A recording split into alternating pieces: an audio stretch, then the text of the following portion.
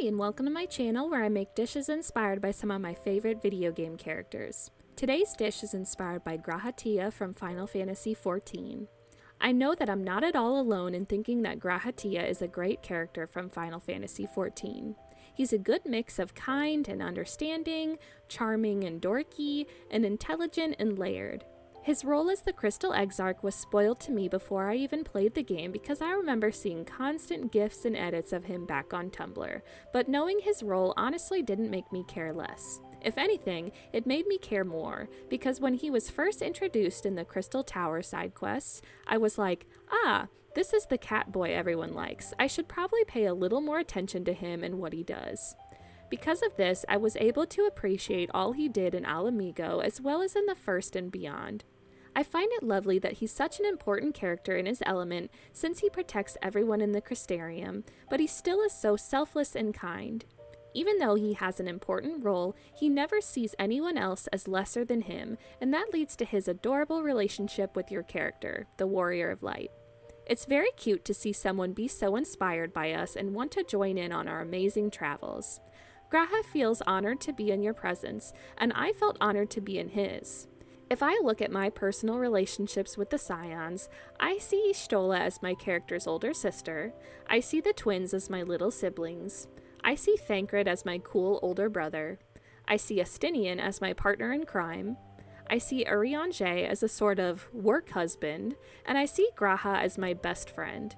He feels like he would just be so fun to hang out with, and I know this is specific, but Graha seems like the kind of friend who would never let you get talked over in public.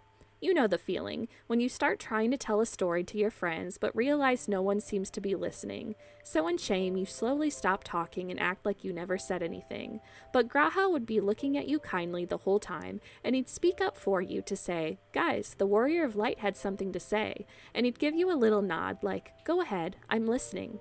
I'm not completely caught up yet on Final Fantasy XIV's story as I haven't started Dawntrail yet, but I'm so excited to stand side by side with Graha for whatever comes. Even if he never plays a huge role in the story again, like he did in Shadowbringers, he'll always still play a large role in my heart. Coming up with some kind of inspired dish for Grahatia was incredibly easy. If you know, you know. There's several foods that are easily associated with Graha, but there are two main ones that I personally think of. First is the Archon burger. This scene sticks out so clearly in my mind as we take a load off with some of our friends over some dinner, and Graha is just having such a good time enjoying his burger. The other food is a taco, which once again he's enjoying wholeheartedly in the Dawntrail opening cutscene. Such a relatable king. I thought that a great way to appreciate Graha's love for these foods would be to combine them into a quesadilla burger by sandwiching a hearty patty between two cheesy tortillas and filling it with delicious toppings and sauce. He'd absolutely devour this dish after having a taste. And why is it called a quesadilla burger and not a taco burger, you ask? Because then I couldn't call it a grahadilla burger, now could I? Here's what you'll need to make your own. 1 pound of ground beef, unsalted butter, half of a white onion, salt, black pepper, sliced pepper jack cheese, flour taco tortillas, shredded Colby Jack cheese, shredded lettuce, pico de gallo, creamy chipotle sauce, and any ingredients you would need for any sides of your choice, such as cilantro lime rice. So I'll start this recipe off by doing a little bit of prep at the cutting board. We'll need to slice half of a white onion and cut them into really thin pieces. You can absolutely buy pre-shredded lettuce, but if not, now's a good time to slice your lettuce into smaller pieces. We'll then grab our 1 pound of ground beef and we'll separate it out into 3 roughly equal-sized balls. Of course, you can use a scale to make sure it's exact, but you can also absolutely just eyeball it as well. Once your burger balls are ready, one other thing you can prep is 3 little squares of parchment paper. This will just help you avoid getting ground beef stuck on your spatula when you go to flatten the patties, but it's totally optional. We can then head over to our stovetop and start heating a large skillet, cast iron, or griddle on medium-high heat. Once the surface has warmed up, add 1 tablespoon of unsalted butter and allow the butter to melt and grease all sections well. Once melted, add your burger balls and top them generously with some of your sliced onions, as best as you can. Use a spatula then to smash down on each ball to make a thinner patty. Once the patties are smashed, season the tops with salt and pepper and cook for around 5 to 6 minutes until you get a nice browning and char on the first side. Once the first side is cooked, you'll flip each burger and then season again with some salt and pepper. You'll keep cooking for around 3 to 5 minutes until the burgers are cooked through to at least 145 degrees Fahrenheit. Then you can remove the patties and place them onto a clean plate. Top each patty with a slice of your pepper jack cheese, then loosely cover the plate with aluminum foil to keep the burgers warm and slightly melt the cheese on top. With the burgers done, we can switch gears over to our tortillas. Reduce the heat of your griddle or pan to medium-low and clean off the surface slightly. When I say clean off the surface, it does not need to be a deep clean whatsoever. You can still have some oil and brown bits on top, but you don't want it to be absolutely covered, and you can also take this time to discard or eat any of the onions that fell off the patties. After cleaning up the surface, if it has become pretty dry, go ahead and add up to another 1 tablespoon of butter and allow it to melt. But if the surface is still pretty greased, you don't need to add this. Either way, once the surface is well greased, you'll place your 6 taco tortillas onto the skillet and then add around a 1/4 cup of your Colby Jack cheese on each tortilla.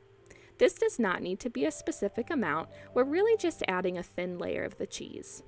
We'll let the tortillas sit and heat up for around 1 to 3 minutes until the cheese has slightly melted and the tortilla has become more golden in color. As it heats, we'll watch as I avoid the complete tragedy of my dog eating all the food. Once melted and golden, we're good to remove the tortillas from the heat, and then we can start assembling. I'm getting hungry just reading about it. To assemble, we'll grab 3 of the tortillas and sprinkle each with a layer of lettuce. We'll spoon a thin layer of pico de gallo on top, and then drizzle some creamy chipotle sauce to your preferences. After the sauce, you'll place the burger patty, and then spoon another layer of pico on top. Lastly, you'll finish the burger off with your remaining cheesy tortillas, and then we're free to serve with any side of our choice and enjoy. This is such a flavor-packed and intriguing burger that adds such a fun spin to a classic meal. Usually I'd say that the burger patty would be the star of a burger, but I feel like every component here gets to shine pretty equally. The patty is warm and juicy, and the cheese on top is melty with a tiny kick of delicious spice. Oh, you hear my tummy. The lettuce and pico de gallo add some needed freshness, and the tomatoes and the pico provide such an amazing acidity and tang in every bite. The sauce on the bottom of the burger adds some extra flavor and moisture, and the slight crunch and chew of the tortillas makes eating this burger so fun, albeit a tad bit messy. You think that Graha is obsessed with burgers and tacos, but just wait until you see him devour a flavorful mix of the two. Graha is appreciative of the bland yet nutritious foods from Charlian, but after his time in the First, he's learned to really appreciate how food can not only be sustaining, but also enjoyable. Of course, the second he would find these quesadilla burgers in a street stall or being served as a special at the last stand, his ears and tail would perk up and his eyes would glisten. Once he finally got his hands on this dish, he'd have a hard time paying attention to what everyone around him had to say. He's such a sweet guy that he'd of course listen to his friends, but his fingers would be twitching and he'd develop a light sweat on his brow as he held himself back from the delectable smell. As we all know, Graha has an immense amount of respect for us as the Warrior of Light and sees us as an amazing partner and friend. He'd just have to make sure that the Warrior of Light got a taste of this, and he'd love to see what interesting response he'd get in return. A smile, a gasp, a simple nod. It's hard to say what he would expect since they're usually so quiet, but he'd enjoy their response all the same. The recipe card is in the video description if you'd like a more quick and concise version to give it a try. Like if you want a bite, subscribe for more geeky treats, and comment what foods Graha reminds you of. Thanks for following along.